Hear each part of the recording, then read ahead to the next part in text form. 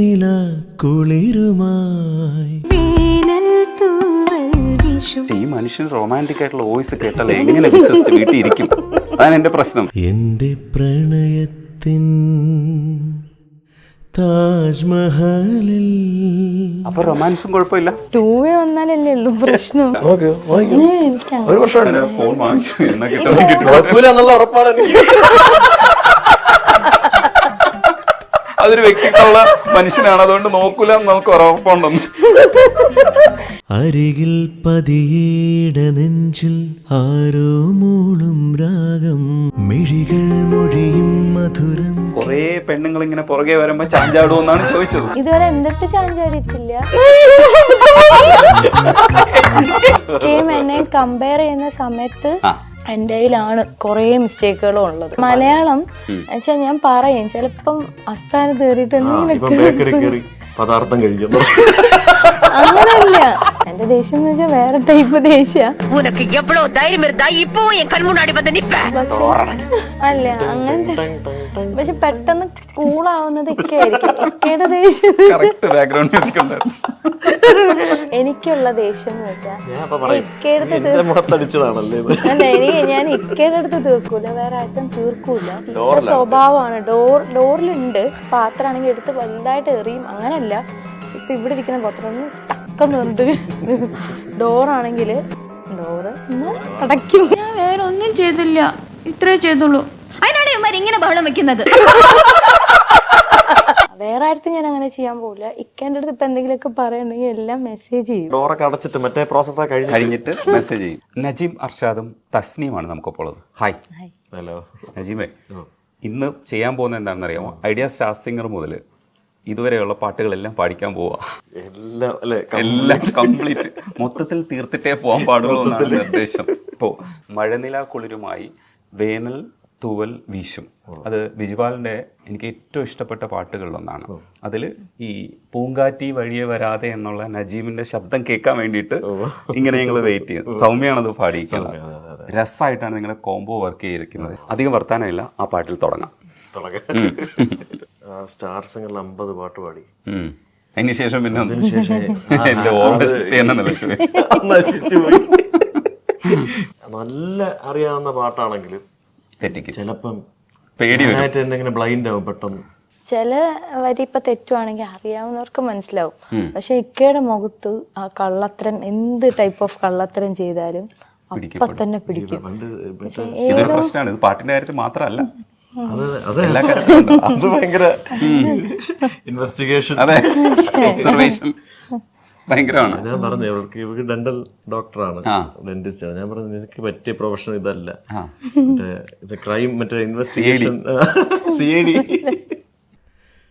മഴനില കുളിരുമായി വേനൽ തൂവൽ വീശും, മൊഴിയിലും മധുരമായി മൗനം കഥ പറയും, പൂങ്കാറ്റ് വഴിയെ വരാതെ കാറ്റിൻ കുളിരറിയും, ഏതോ സുഖമീ നെഞ്ചിൽ നിറയും, മഴനില കുളിരുമായി. ഓരോ സെക്കൻഡിലെ മ്യൂസിക്കും എനിക്ക് കാണാതെ അറിയാം. കാരണം അത്രയും പ്രാവശ്യം ഞാനിത് കേട്ടിട്ടുണ്ട്. ശരിക്കും ബിജുപാലിന് എത്ര നന്ദി പറഞ്ഞാലും മതിയാവത്താണ്. സന്തോഷ് വർമ്മയ്ക്ക് ഒപ്പം നല്ല വരികളും കൂടെ ചേരുമ്പോഴാണല്ലോ പാട്ട് മനോഹരമാവുന്നത്. ഈ പ്രണയഗാനങ്ങളൊക്കെ കേട്ടിട്ട് എങ്ങനെ വീട്ടിൽ മര്യാദയ്ക്കിരിക്കും? ഒരുപാട് ആരാധകർ വരില്ലേ? എന്ത് ചെയ്യും? വീട്ടില് പാട്ട് പാടുന്നത് എപ്പോഴും ഇങ്ങനെ മൂളിക്കൊണ്ട് നടക്കും. ഇക്ക വീട്ടിലുണ്ടെന്നുണ്ടെങ്കിൽ എപ്പോഴും ഇങ്ങനെ എന്തെങ്കിലുമൊക്കെ മൂളിക്കൊണ്ട് വരില്ല. വീട്ടിൽ പാടുന്ന കുഴപ്പമില്ല, പുറത്ത് ഞങ്ങളൊക്കെ കേൾക്കും. ഞങ്ങൾ മാത്രമല്ല കേൾക്കുന്നത്, ഒരുപാട് പേരുണ്ട്. അതെങ്ങനെ മാനേജ് ചെയ്യുമെന്നുള്ളതാണ് പ്രശ്നം. കുഴപ്പമില്ല, സത്യമാണോ? ആ കാര്യത്തില് പ്രശ്നങ്ങളൊന്നുമില്ല. അതിലിപ്പോ എന്താ, എല്ലാവർക്കും എനിക്ക് ഇഷ്ടമല്ലേ പാട്ട്, അതേ കൂട്ടനല്ലേ എല്ലാ ആൾക്കാരും. പാട്ട് മാത്രമല്ല, ഈ പാട്ട് കേട്ട് കേട്ട് റൊമാൻറ്റിക് ആയിട്ടുള്ള വോയിസ് ആണ്. അത് കുഴപ്പമില്ല, അഡ്ജസ്റ്റ് ചെയ്യും. ഒരു കുഴപ്പമില്ല. അപ്പൊ റൊമാൻസും കുഴപ്പമില്ല. അങ്ങനല്ല, 2 വന്നാലല്ലേ ഉള്ളൂ പ്രശ്നം. ഓ ഇവിടെ ഞാൻ കീ ഇങ്ങനെ അല്ല കെട്ടി അങ്ങനെ വെച്ചിട്ടുണ്ട്. ഇല്ല, വിശ്വാസം എന്നെ ഭയങ്കര വിശ്വാസമാണ്. അങ്ങനൊന്നുമില്ല. പക്ഷെ ഈ മനുഷ്യൻ റൊമാൻറ്റിക് ആയിട്ടുള്ള വോയിസ് കേട്ടാൽ എങ്ങനെ വിശ്വസിച്ച് വീട്ടിൽ ഇരിക്കും? അതാണ് എന്റെ പ്രശ്നം. എനിക്ക് തോന്നിയിട്ടുണ്ടല്ലോ ഈ മനുഷ്യനോട് അത്രയും സ്നേഹം, കുറച്ചൊരു പൊടിക്ക് കൂടുതൽ. ആരാധകരെയൊക്കെ എങ്ങനെയായിരിക്കും ഈ മനുഷ്യൻ മാനേജ് ചെയ്യുന്നത്? ഇല്ല, പക്ഷെ ഇങ്ങനെ വിളിക്കാറുണ്ട് ചില മീൻസ് പെൺകുട്ടികളൊക്കെ ആണെങ്കിലും മെസ്സേജ് ഒക്കെ ചെയ്യും. പക്ഷെ റിപ്ലൈ ഒക്കെ ചെയ്യും, നല്ല രീതിക്കാണ്, കുഴപ്പമൊന്നുമില്ല. കുഴപ്പമില്ല. നല്ല ഓപ്പൺ ആയിട്ട്. പിന്നെ ഉമ്മയുടെ ഫോണിൽ വിളിക്കും, ഉമ്മച്ചിയുടെ ഫോണിൽ വിളിച്ചിട്ട് കൊറേ പേര് പറയാറുണ്ട്. ഇതൊരു ഭംഗി വാക്കല്ലേ സത്യത്തില്? ഭംഗി വാക്കല്ലേ? അല്ലേ? അല്ല, സത്യാണ്. സത്യാണ്, ശരിക്കും സത്യം. എന്താ ചില ഉദ്ദേശം എനിക്ക് മനസ്സിലായില്ല. എങ്ങനെ? അല്ല, ഈ മനുഷ്യൻ എന്തെങ്കിലും കള്ളത്തരങ്ങൾ ഒരു കള്ളത്തരം ഇല്ലേ? ഇക്കയിൽ കള്ളത്തരോ?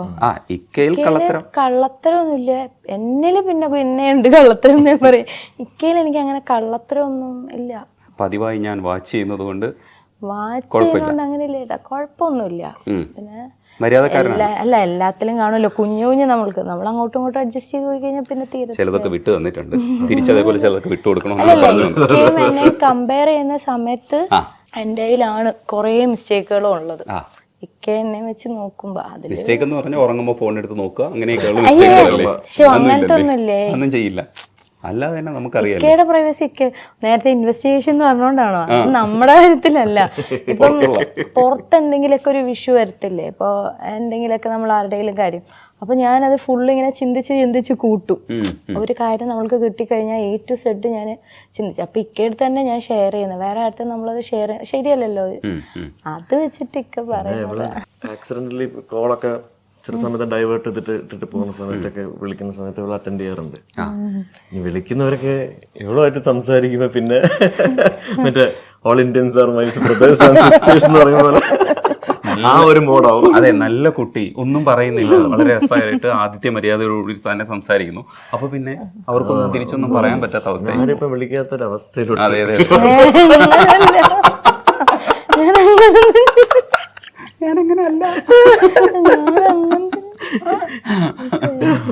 നജീബ് എന്റെ പ്രണയത്തിൻ താജ്മഹലിൽ. അതെന്ന് വെച്ചാല് നജീബിനെ ശരിക്കും ആദ്യം അടയാളപ്പെടുത്തുന്ന പാട്ടുകളിലൊന്നാണ്. അതൊന്ന് പാടാം. എൻ്റെ പ്രണയത്തിൻ താജ്മഹലിൽ വന്നു ചേർന്നൊരു വനശലഭമേ, എൻ്റെ പ്രണയത്തിൻ താജ്മഹലിൽ വന്നു ചേർന്നൊരു വനശലഭമേ, എൻ്റെ യമുനതൻ തീരങ്ങളിൽ, എൻ്റെ യമുനതൻ തീരങ്ങളിൽ അറിയാതെ കേഴുന്ന വേഴാമ്പലേ, എൻ്റെ പ്രണയത്തിൻ, എൻ്റെ പ്രണയത്തിൻ, എൻ്റെ പ്രണയത്തിൻ, എൻ്റെ പ്രണയത്തിൻ. ഏതൊരു ക്യാമ്പസിൽ നിൽക്കുന്ന ഒരു ഫീലില്ലേ? അടിപൊളിയാ. റോബിൻ തിരുമലയാണ് എഴുതിയതും സംഗീതം ചെയ്തതും. ഇതാണ് ഞാൻ വീണ്ടും ചോദിക്കുന്നത്, എല്ലാ പാട്ടുകളും ഇതേപോലുള്ള പാട്ടുകളാണ്. ഹിറ്റാവുന്ന എല്ലാ പാട്ടിനകത്തും ഒരു റൊമാൻസ് ഉണ്ടാവും. അത് അടിപൊളിയല്ലേ? അപ്പൊ റൊമാൻസ് കുമാരനാണ്. മനസ്സിൽ മാത്രം, പുറത്ത് കാണിക്കാൻ പറ്റില്ല, ഭാര്യ തല്ലു. ശരിക്കും ഈ മനുഷ്യന്റെ പാട്ട് പുറത്തുള്ള നമ്മളൊക്കെ ആസ്വദിക്കുന്ന ഒരു തലമുണ്ട്. എനിക്കും ഇഷ്ടമാണ് ഇക്കയുടെ പാട്ടുകള്.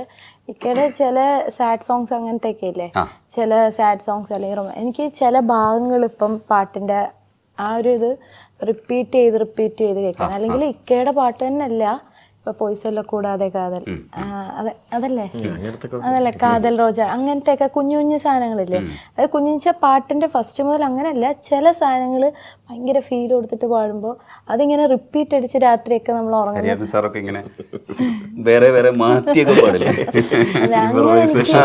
അതേ ഇക്കയുടെ പാട്ടുകള് ഭയങ്കരമായിട്ട് ഭയങ്കര മെലഡി ഒക്കെ ആയിട്ടുള്ള അത് കേൾക്കാൻ ഭയങ്കര ഇഷ്ടം.